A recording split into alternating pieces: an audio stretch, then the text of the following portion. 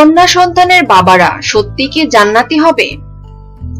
হযরত আয়েশা রাদিয়াল্লাহু সাল্লাম বলেন, একবার আমার ঘরে একজন নারী এলেন, সঙ্গে 2 কন্যা।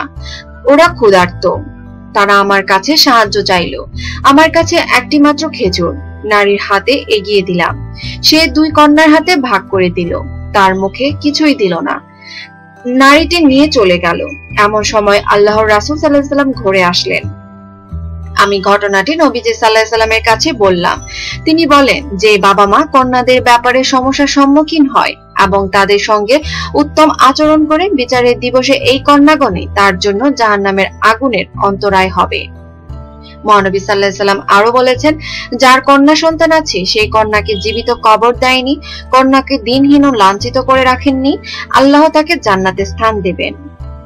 যে বাবার 3টি কন্যা আছে সে যদি সবর করে এবং নিজের সামর্থ্য অনুযায়ী তাদের ভালো কাপড় পরায়, তাহলে তারা তার জন্য জাহান্নামের আগুন থেকে রক্ষা পাওয়ার উপায় হবে।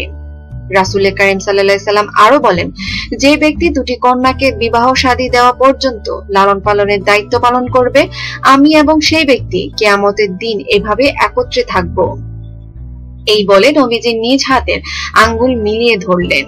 হযরত আয়েশা রাদিয়াল্লাহু সাল্লামের সূত্রে বর্ণিত হয়েছে, রাসূল সাল্লাল্লাহু আলাইহি সাল্লাম বলেন, এমন স্ত্রী উত্তম ও বরকতময় যার মোহরের পরিমাণ কম, এমন স্ত্রী উত্তম ও বরকতময় যার প্রথম সন্তান মেয়ে। মহানবী সাল্লাল্লাহু আলাইহি সাল্লাম আরো বলেন, যার ঘরে কন্যা সন্তান জন্ম নিয়েছে সেই বাবা কষ্ট দেয়নি, তার উপর অসন্তুষ্ট হয়নি, সন্তানকে প্রাধান্য দেয়নি, এমন বাবাকে আল্লাহ তাআলা শুধু মেয়ের কারণে জান্নাত প্রদান করবেন।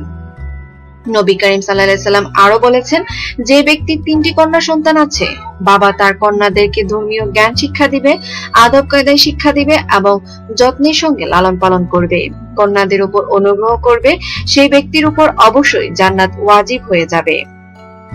হযরত জাবরাইল আলাইহিস সালাম বলেন, মহানবী সাল্লাল্লাহু আলাইহি সাল্লাম বলেছেন, যার 3টি কন্যা সন্তান হয় তার সে তাদের লালন পালন করে, তাদের প্রতি মমতা দেখায় এবং তাদের ভার বহন করে, তাহলে তার জন্য জান্নাত নিশ্চিত।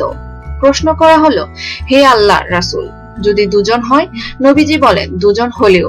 হযরত জাবের বলেন, ধারণা করা হয় যে কেউ যদি নবীজিকে বলতেন, যদি 1 জন হয়, তাহলে নবীজি বলতেন 1 জন হলেও। নিত্য নতুন খবর পেতে আমাদের সাথেই থাকুন এবং সাবস্ক্রাইব করুন।